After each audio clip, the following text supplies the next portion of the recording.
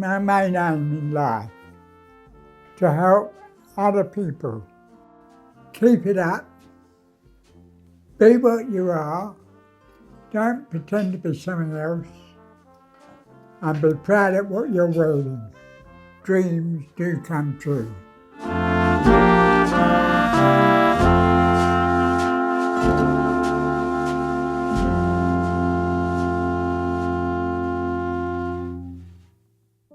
My name is George Major.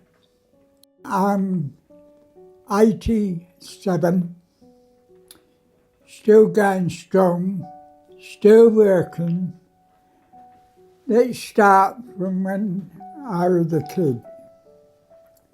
I was born in 1938. Life in them days was very difficult for everybody, including myself. Many a time I ran from home, and I was brought up by my father, who used to kick me down the stairs, bruise me, and you name it, he done it. And I began to hate him for what he'd done to me. And even today, I still look back on them violent days that he gave me. His sister, our Auntie Hilda, she was like a witch. And she was cruel to me. And the most popular words about me was, "Wait till your father gets home." And I knew what that meant, another bloody good hiding. So that's the kind of life I was having in them days. And there was no laws stopping people like my father or Auntie Hilda doing what they're doing. No law against it at all. It's just that I never told anyone. I've learnt by it.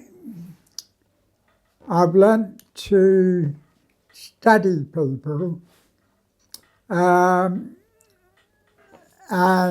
realise that not everyone is like my father or my Auntie Hilda. And that in itself proves how much I hated them both. So it gave me an opportunity to learn the difference between wrong and right. And so I kept to right as I was growing up. So my experience with life was growing up with it. And I always said that I'm not going to be that person they bring me to be. Whatever happens, I will not be that. I'll be the straight man. Be honest and carry on life in a normal way. I started on the markets. The person who led me to the markets was a lady who took pity on me. Rosie Lee was her name. And I was called her Rosie. And she's the one who took me to the markets, East Street Market in South London. And I learned a lot about the market and what people were like. They were always cheerful, happy, easygoing people. And I enjoyed that company. Very rarely had a smile, only when I was in the markets. And that I was enjoying, because it brought the inner side out of me of talking about it. And so I was growing, in my mind, stronger and ready to battle anything that may come my way. And then the couple, Mr. and Mrs. Thompson, who lived below, who were neighbours, they took an interest in me much stronger than what it was. And they were showing me the rights and the wrongs of life. And I was learning a lot from them, and enjoyed every minute that they were talking to me. And I would say they were both angels, because I was showing my love to them, and they were showing it to me. That's the best love I ever had, from that point of view, because I could talk to them. Then Mr. and Mrs. Thompson said, "Did you know you had a sister?" "No," I said. I said, "Well, we're going to take you there to see her." And she was in an asylum home, Auntie Violet. That's what I used to call her. So we were both very close for years after. And again, I learned a lot from my sister. There must be other people like that I can help. And then Auntie Violet said, "Your grandfather was a Pearly King." And I said, "What's that?" And they explained what a Pearly King is. And I felt proud of that. A Pearly King is born as a Pearly King. And secondly, a Pearly King helps people. It's a Cockney tradition, and it only belongs to London. And the thing is that to me, it was worth learning more about, which I've done.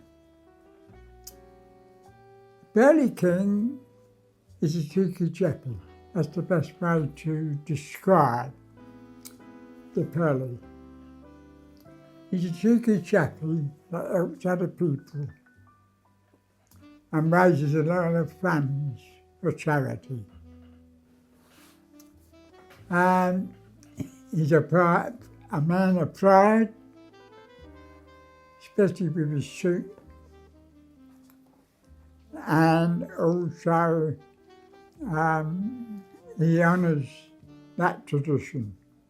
Kings, queens, princesses and princes in their pride. And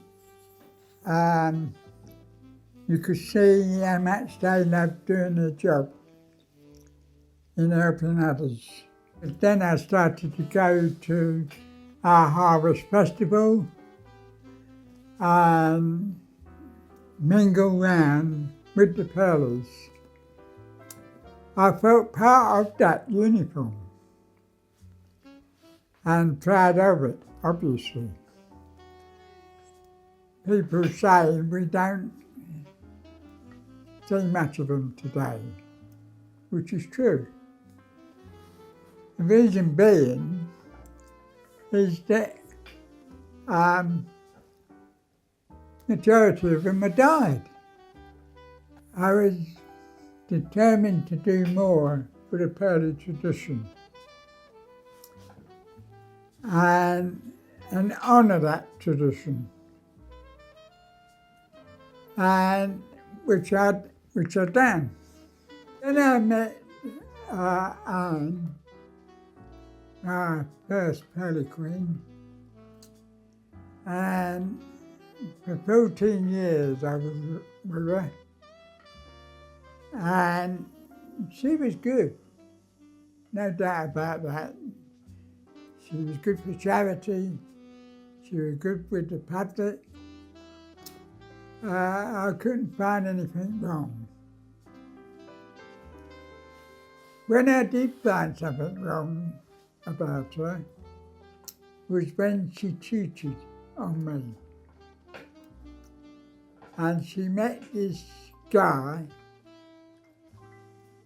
and he was wicked to her. But I wasn't. I kept my cool and stayed fresh. But what happened was, finally, I had to go and get some cigarettes, I think it was at the time, from the corner shop. And I noticed his van and the shadow in there. And so I went round to creep up and surprise him. And that, when I saw my wife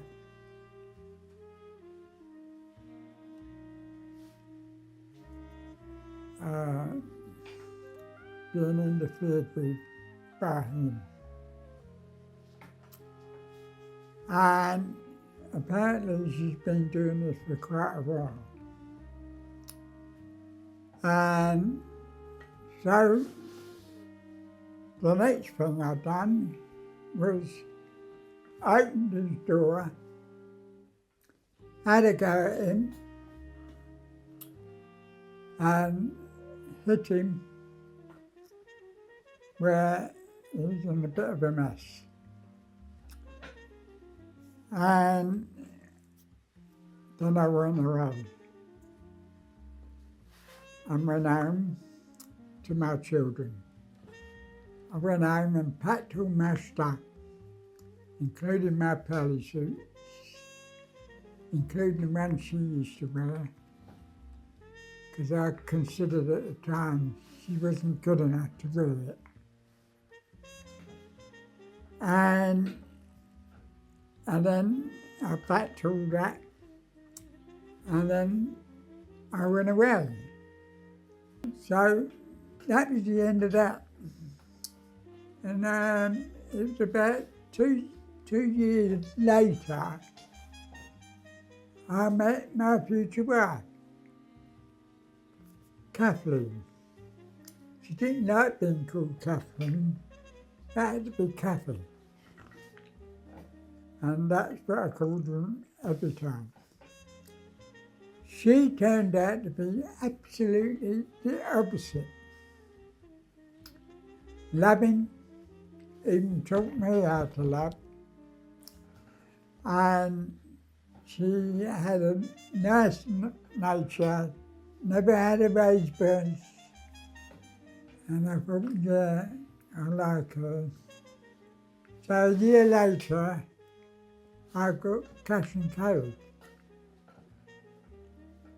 and enjoyed over 40 years with her until she died. That is a very sad thing. She passed away. And I miss her to this day. She's an absolute first-class Pearly. Her heart is in the right place. She enjoyed meeting people. But she never spoke about anybody or anything. She kept all that to herself. So, From there, I was obviously now on my own. I had the benefit of my daughters and the benefit of all that I created. But still, each day, I think of Kathy. I was going to a lot of Pearly funerals, and I noticed with the children of the Pearlys, and they weren't interested in carrying on the tradition, which I thought would kill our history. And I wanted to keep it alive because we was losing a lot of Pearlys. I then eventually, some 14 years ago, started to build my Cockney museum, as you see it today.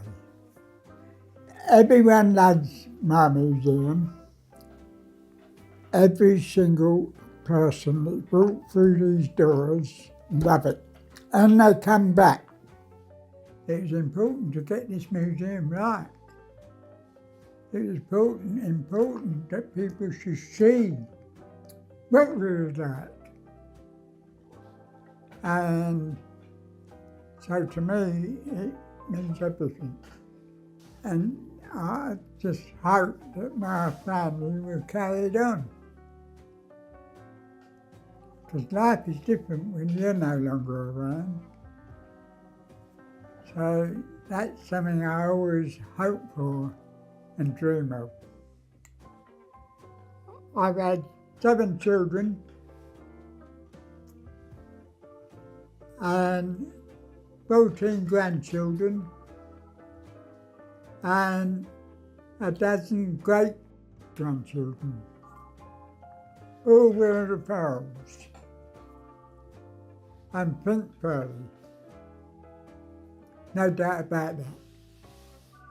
Plus, my nieces and nephews have all stepped into the Pearly tradition.